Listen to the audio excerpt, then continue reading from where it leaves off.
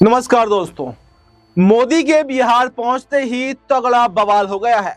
Operation सिंदूर पर vote की राजनीति अब बीजेपी की पूरी तरह से ध्वस्त हो गई है और जातिगत जनगणना का दांव भी कहीं ना कहीं बिहार के अंदर फेल होता हुआ दिखाई दे रहा है। जेडीयू और नीतीश कुमार नाराज हैं, जबकि भाजपाइयों को आरजेडी ने भी अब बिहार के अंदर रगड़ के रख दिया है और कार्यकर्ताओं को दिन ब दिन दौड़ाते हुए दिखाई दे रहे हैं। तो ऐसा आखिर क्या हुआ कि जिसकी बुनियाद पर मोदी और शाह की रणनीतियां बिहार विधानसभा चुनाव में फेल होती हुई दिखाई दे रही हैं। जिस रणनीति के दम पर मोदी शाह ने अलग अलग तरह से अलग अलग तरकीबें निकाली थी, क्या अब उसी की वजह से बीजेपी को खामियाजा भुगतना पड़ने वाला है। बीजेपी और मोदी शाह ने ऑपरेशन सिंदूर से जो राजनीतिक माइलेज लेने का सोचा था और जो जातिगत जनगणना के फैसले से बिहार में बढ़त बनाने की कोशिश शुरू की थी, वो अब पूरी तरह से ध्वस्त हो चुकी है। और मोदी के बिहार पहुंचते ही बिहार की राजनीति में ऐसा उफान आ गया है कि अब ये कहा जा रहा है कि मोदी शाह की हर चाल बिहार के अंदर कम से कम फेल हो गई है।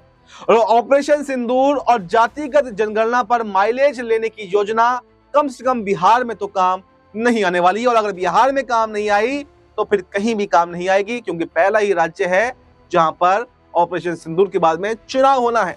दरअसल पीएम मोदी का ये बिहार दौरा चुनावी साल में तीसरा दौरा है और पहले 24 अप्रैल को भी वो यहाँ पर रैली में आए थे। और आपको याद दिलाएं कि 24 अप्रैल से पहले ही 2 दिन पहले 22 अप्रैल को पहलगाम में एक आतंकी हमला हुआ था, जिसमें हमारे 26 लोग जो थे, निर्दोष लोग, उनकी हत्या कर दी गई थी। और उस वक्त मोदी जी सऊदी दौरे पर थे, मगर वहां से वो वापस तो आते हैं, सऊदी दौरे को स्थगित कर देते हैं, लेकिन पहलगाम नहीं पहुंचते क्योंकि उनके लिए बिहार जरूरी है और वो बिहार पहुंच जाते हैं। और अगर देखें तो ये उनका तीसरा दौरा, एक उससे पहले दौरा बिहार का कर चुके हैं, यानी चुनावी साल में 2025 में बिहार का ये तीसरा दौरा है। और अब 29 मई को जो दौरा हुआ, इसमें भी पूरी कोशिशें की गई अपनी बढ़त बनाने की, लेकिन कहीं ना कहीं वो फेल होते हुए दिखाई दे रहे हैं। दरअसल 29 मई को ऑपरेशन सिंदूर का जश्न मनाना और जातिगत जनगणना को राजनीतिक हथियार बनाने की पूरी कोशिश मोदी जी ने की,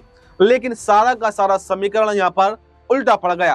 कांग्रेस और आरजेडी समेत पूरा विपक्ष यहाँ पर जैसे पहले से तैयार बैठा था और अब लोग ये कहने भी लगे हैं कि पुलवामा की तरह ऑपरेशन सिंदूर पर वोट मांगने की चाल इस बार बिहार में चलने वाली नहीं है। लोग कह रहे हैं कि आपने अमेरिका के दबाव में देश की भावना को किनारे रखकर सीज फायर कर दिया। जब हम जीत रहे थे तो फिर हमें सीज फायर की आखिर जरूरत क्या थी, और अब उसी के नाम पर आप वोट मांग रहे हैं। ये कौन सी भला राजनीति हुई। जनता अब सब जानती है और सब समझ चुकी है, और इसी का जवाब अब वो बिहार चुनाव में देने के लिए तैयार भी बैठी है। जातीय जनगणना को लेकर भी जनता ने अपनी जो बीजेपी की कथनी और करनी में फर्क पहले ही देख लिया, क्योंकि पहले जातिगत जनगणना का विरोध किया और बड़ी मुश्किल तमाम अब लागू हुई है, तो उसका क्रेडिट भी लेने के लिए बिहार पहुंच गए।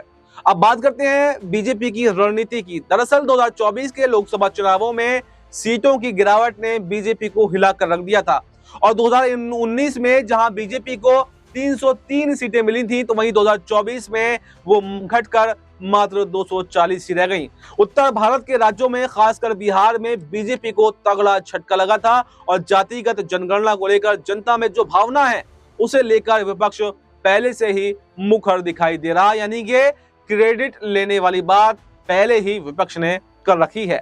मोदी सरकार ने जातिगत जनगणना कराने का फैसला विपक्ष की रणनीति को देखते हुए ही लिया था, मगर अब वो खुद उसमें उलझती हुई दिखाई दे रही है, क्योंकि ना तो विरोध करना काम आया और ना ही अब लागू करके कोई भी फायदा दिखाई दे रहा है। बिहार में नीतीश कुमार ने पहले ही जातीय सर्वे जो है वो करा लिया था और उसमें सामने भी आया था कि अति पिछड़ा वर्ग राज्य की सबसे बड़ी जातीय आबादी है।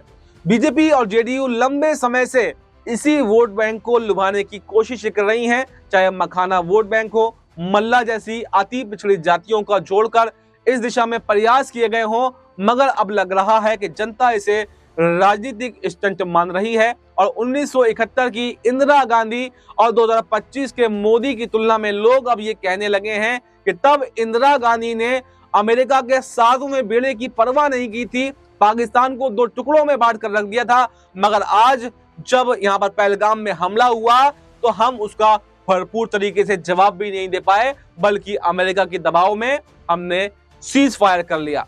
और नीतीश कुमार की नाराजगी भी अलग स्तर पर दिखाई दे रही है। नीति आयोग की बैठक में शामिल नहीं हुए, उसके अगले दिन मोदी से बहस हुई और वो बैठक बीच में छोड़कर ही बिहार लौट आए। तो ऐसे में बड़े संकेत यहां पर मिले हैं और कहीं ना कहीं एनडीए में फूट पड़ने के आसार भी दिखाई दे रहे हैं। वहीं पर इंडिया गठबंधन दिन ब दिन बिहार के अंदर मजबूत हो रहा है और जो ओवैसी की पार्टी, जिसने पिछली बार इंडिया गठबंधन को अगर कहें तो हराने में सबसे बड़ा योगदान निभाया था, अब वो भी इंडिया गठबंधन के साथ में चुनाव लड़ने का मन बना चुकी है। तो ऐसे में अगर देखा जाए तो सारी कोशिशें मोदी और शाह की बिहार के अंदर फेल होती हुई दिखाई दे रही हैं और फिर से एक बार किंग मेकर की भूमिका में नीतीश कुमार यहां पर दिखाई दे रहे हैं। तो ऐसे में ये देखना अब काफी दिलचस्प होने वाला है कि आखिर ये जो बिहार दौरा पीएम मोदी कर रहा है, इस दौरे का कोई फायदा चुनावों में मिल पाएगा या फिर नहीं। बिहार पहुंचना अभी तक तो मोदी जी का बिल्कुल बिना फायदे का सौदा नजर आ रहा है, क्योंकि जिस तरह की मोदी जी ने और बीजेपी ने उम्मीदें की थी कि इस बिहार दौरे में वो बहुत बड़ी सौगातें बिहार को देने वाले हैं और ऑपरेशन सिंदूर के बाद में भी ये पहला दौरा पीएम मोदी का था, क्योंकि पहला भाषण पहलगाम के बाद में मोदी जी ने यहाँ पर बिहार से ही दिया था और उस भाषण में मुंह तोड़ जवाब और पाकिस्तान को घुटनों पर लाने जैसी जो है बातें वो की गई थी। लेकिन अब ऑपरेशन सिंदूर का क्रेडिट लेने के लिए तो पहुंच गए, लेकिन जैसे वादे उस भाषण में किए गए थे वैसा कुछ हुआ नहीं। तो ऐसे में जनता अब उल्टा सवाल मोदी जी से पूछ रही है कि आखिर आपकी कथनी और करनी में फर्क क्यों है। कहा मोदी जी ये कहा करते थे जब प्रधानमंत्री भी नहीं थे कि 56 इंची का सीना है, पाकिस्तान को मुंह तोड़ जवाब देंगे, हमारी सीमाएं किसके अंडर में आती हैं। अब जब मोदी जी खुद प्रधानमंत्री हैं तो जनता ये सवाल पूछ रही है कि अब सीमाएं क्या किसी और के अंडर में आती हैं, क्या प्रधानमंत्री के अंडर में अब कुछ रह नहीं गया है। और अब ऐसा क्या हो गया कि अमेरिका हमारे इंटरनल मामलों में जो है वो दखलंदाजी करने लगा है। जबकि जैसे कि मैंने आपको बताया कि इंदिरा गांधी के दौर को लोग याद कर रहे हैं, 1971 के दौर को याद कर रहे हैं कि जब इंदिरा गांधी ने बांग्लादेश और पाकिस्तान को अलग अलग कर दिया, यानी पाकिस्तान को 2 टुकड़ों में बांट दिया। तो जब हमारे पास मौका था, जब पीओके लेने की बारी थी, तो तब मोदी जी आखिर फेल क्यों हो गए। और फेल हुए तो हुए, उस पर भी स्टंटबाजी कर रहे हैं, उस पर भी वोट बैंक की राजनीति कर रहे हैं, उस पर भी वोट बटोरने की कोशिश कर रहे हैं। तो बिहार की जनता अब जो है वो भितकने वाली नहीं है, वो समझ चुकी है कि कौन क्या है।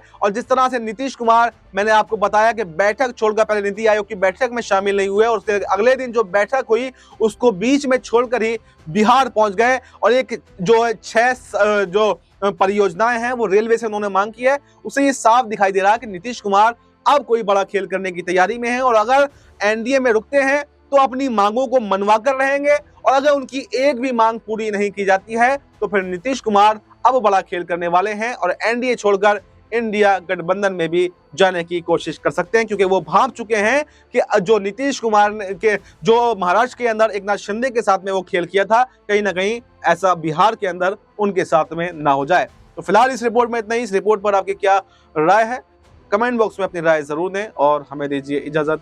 नमस्कार।